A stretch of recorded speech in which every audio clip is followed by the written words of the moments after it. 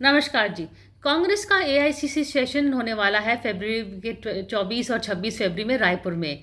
लेकिन सबसे महत्वपूर्ण क्वेश्चन ये है कि क्या सीडब्ल्यूसी के चुनाव भी होंगे या नहीं।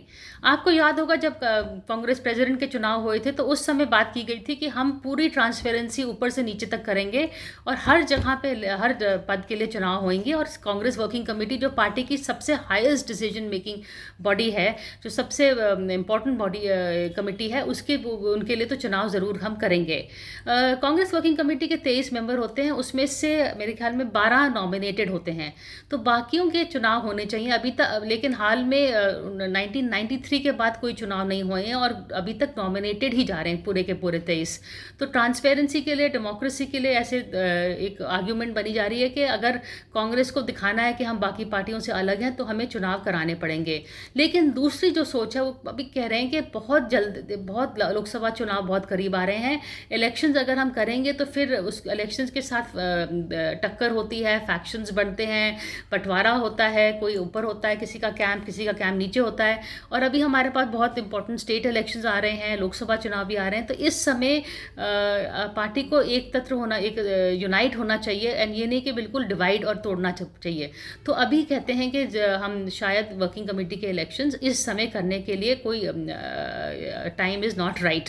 एक और ये भी सुझाव कि राहुल गांधी का क्या करें, क्योंकि अगर देखा जाए तो सोनिया गांधी तो ऑलरेडी हैं कांग्रेस पार्लियामेंट्री पार्टी की लीडर, प्रियंका गांधी हैं राष्ट्रीय सचिव, जनरल सेक्रेटरी, लेकिन राहुल गांधी पूर्व पार्टी अध्यक्ष हैं, पूर्व जनरल सेक्रेटरी हैं, लेकिन करंटली वो क्या है भारत जोड़ो यात्री के अलावा। तो राहुल गांधी को के बारे में भी चर्चा होगी कि उनको हम क्या पद दिया जाए, क्योंकि देखा जाए तो पार्टी वही चला रहे हैं, उन्हीं का सोच वही, बिल्कुल कहते हैं ना, जो थिंक टैंक है पार्टी के वही बन गए हैं।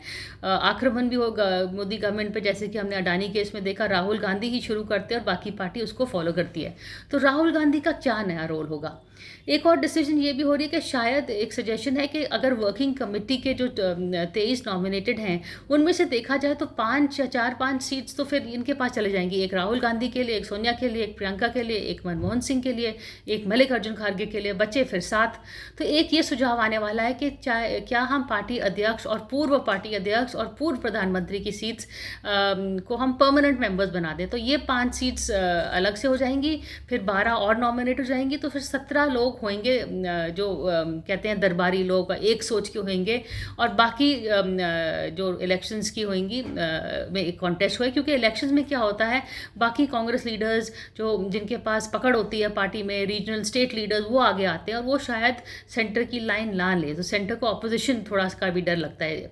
इसीलिए ये सुझाव भी शायद आएगा कि गांधी परिवार और मल्लिकार्जुन खड़गे की पार्टी में पकड़ कैसे मजबूत किया जाए, फिर देखेंगे चुनाव के बारे में।